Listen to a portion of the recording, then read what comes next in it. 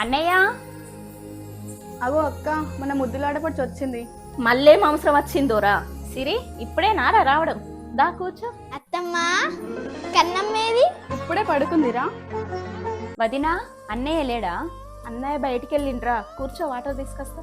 నువ్వు ఆగక్క, నేను వెళ్ళి తీసుకొస్తా. కూర్చోరా సిరి. ఏమైందిరా, ఏదో బాధలు ఉన్నట్టున్నావు?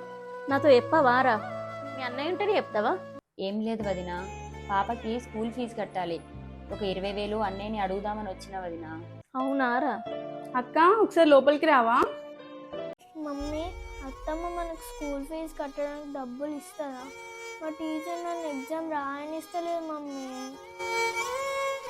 ఏంటిదిరా చెప్పు. ఏంటక్క కొంపేసి డబ్బులు ఇస్తావా ఏంటి? నేనెందుకు ఇస్తారా? నేను ఇవ్వను. సిరి అడిగినట్టు బావకు కూడా తెలియనివ్వనురా. సరే అక్క, పోదాం పదా, లేవని చెప్దాం. సారీరా సిరి, ఇంట్లో డబ్బులు లేవురా. మొన్ననే మేము కూడా స్కూల్ ఫీజు కట్టినాంరా. సరే వదినా. Mummy washroom. సరే నాన్న, తీసుకెళ్తాం. దారా శైని, కూర్చుందాం.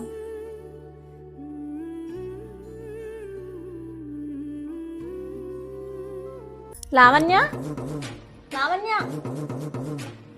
ఏంటక్క కంగారు పెడుతున్నావు? లావణ్య, ఇక్కడ నక్లెస్ పెట్టినా కదరా, నువ్వేమన్నా తీసినావా?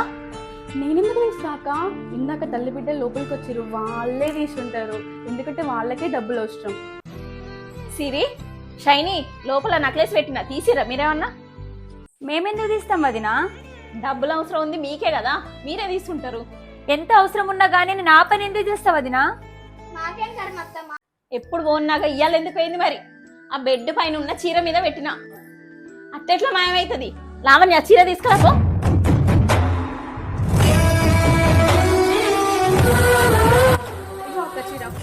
చూడు, నేను ఈ చీరలో పెట్టినా. చూడు, ఉందా? అయిందా?